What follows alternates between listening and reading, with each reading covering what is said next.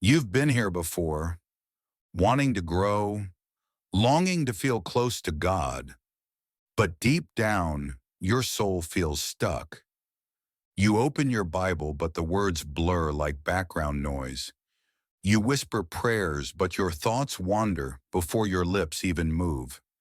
You sit among worshipers, watching hands lifted high, and wonder, why can't I feel what they feel?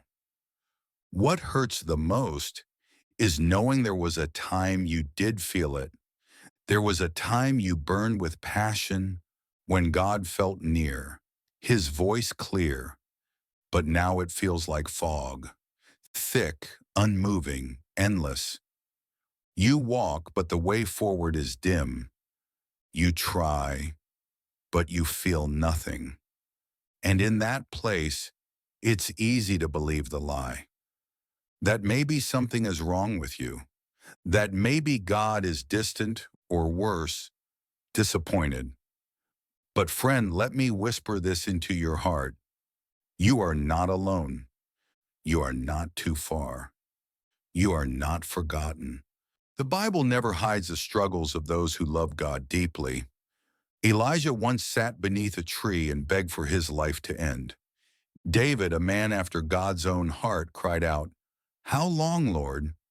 Will you forget me forever?" Even Peter, bold, brash Peter, denied Jesus with a broken heart. And still, God never turned away. He never gave up, not once. Isaiah 42:3 says, "A bruised reed he will not break, and a faintly burning wick he will not quench." God sees your flickering flame, and he leans in to guard it from the wind.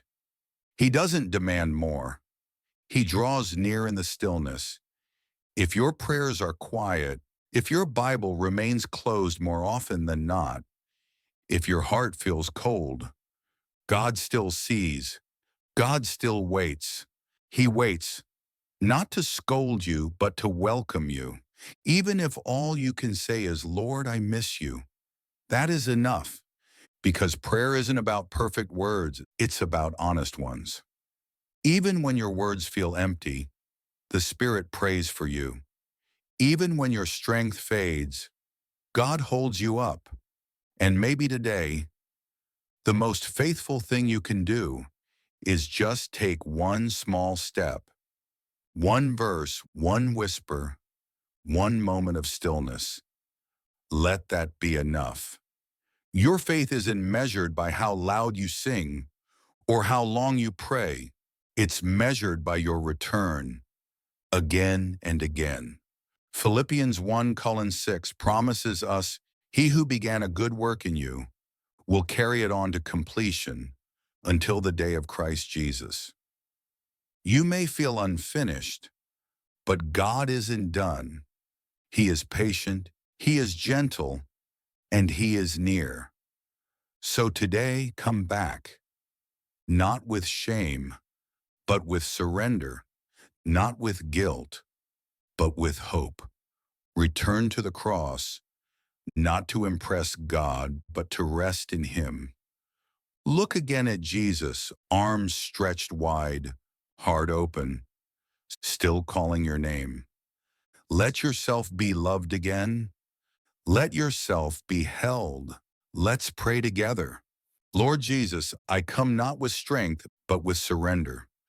I don't have the passion I once did, but I miss you, and I believe you've never stopped loving me. I've grown quiet, but you've never turned away, so help me take one step. Just one. Open my heart again. Open my eyes again. Let your word come alive, even if it's just one verse. Let your voice speak, even in the silence. Fan the embers of my faith. Restore the joy of knowing you.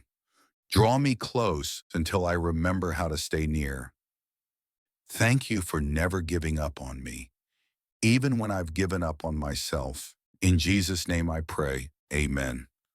If this prayer touched you, leave a comment below. We'd be honored to pray for you. You are not alone. Let's walk this journey together.